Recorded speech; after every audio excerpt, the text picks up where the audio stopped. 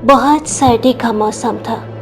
एक बहुत ही निराश बुजुर्ग आदमी अपने हाथ में एक लिखी हुई पेपर के टुकड़े को देख रहा था और वो एड्रेस को ढूंढ रहा था।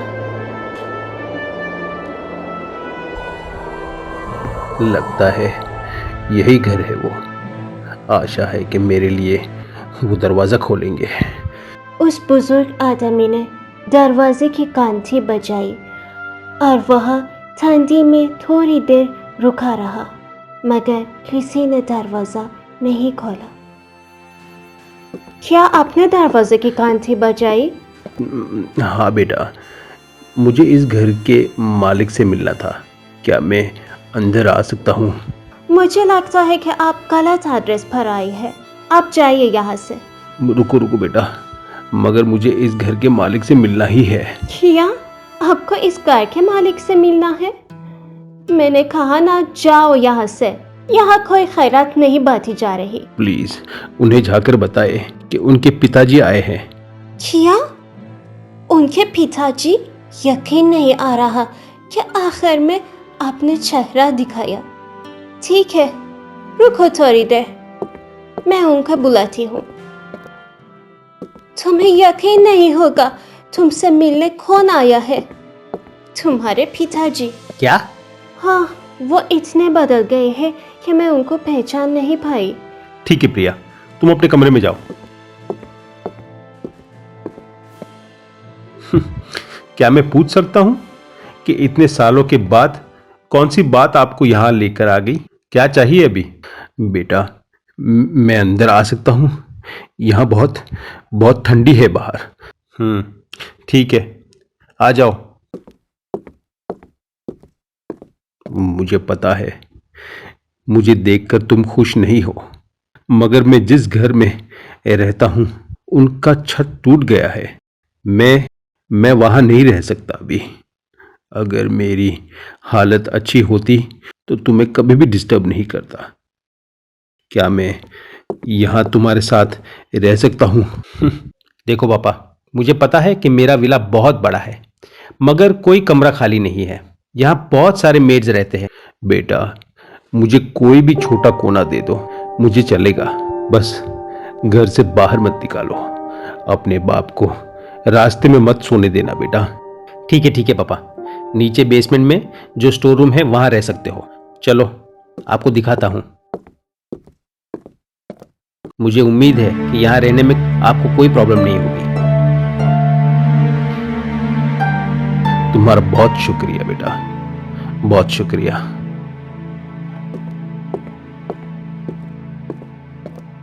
मुझे यकीन नहीं आ रहा है, तुम ऐसे इंसान को कैसे रख सकते हो जिसने तुम्हें बुरी और गरीब हालत में छोड़ दिया था।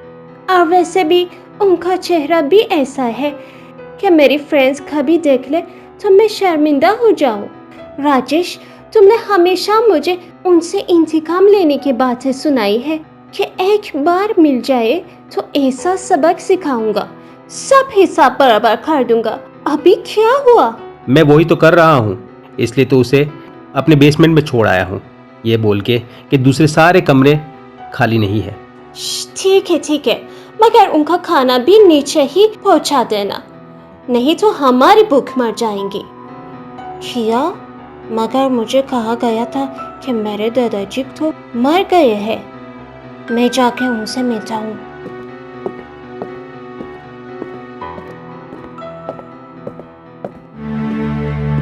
दादाजी,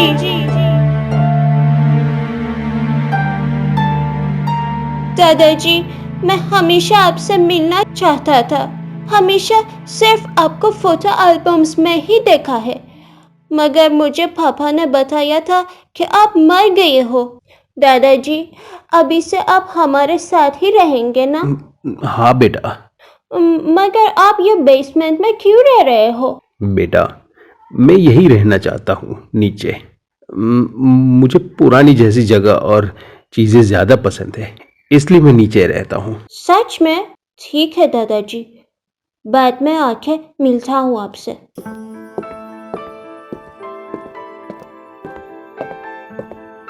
रात हो गई बुजुर्ग आदमी लेटा हुआ सोच रहा था कि उसके छोटे से घर में अपने सारे बच्चों के लिए जगह थी, मगर अपने बेटे के बड़े विला में उसके लिए जगह नहीं थी।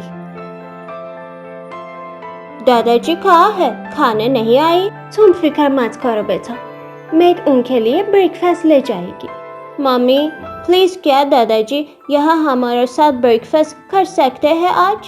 ठीक है बेटा, मगर सिर्फ आज के लिए।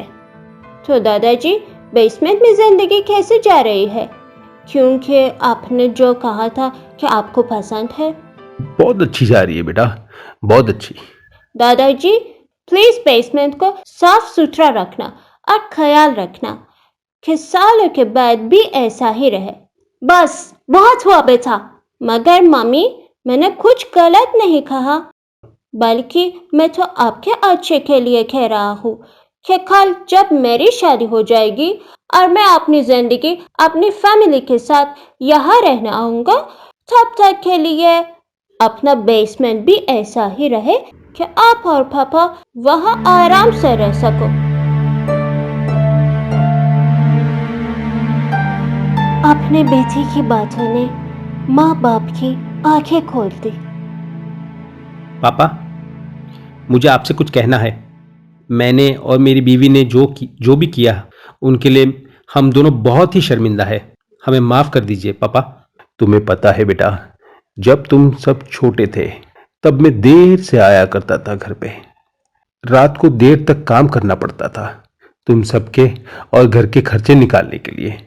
मैं ये नहीं चाहता था कि तुम्हें कोई भी चीज़ों की कमी रहे, मगर बाद में मुझे पता चला कि मुझे एक खराब बीमारी हो गई है जिसका इलाज बहुत ही कीमती था और बहुत खर्च करना पड़ता था, और उसकी वजह से मैं नहीं चाहता था कि मैं तुम सभी पर एक बोझ बन जाऊं, और वही कारण था मुझे वहां से जाना पड़ा।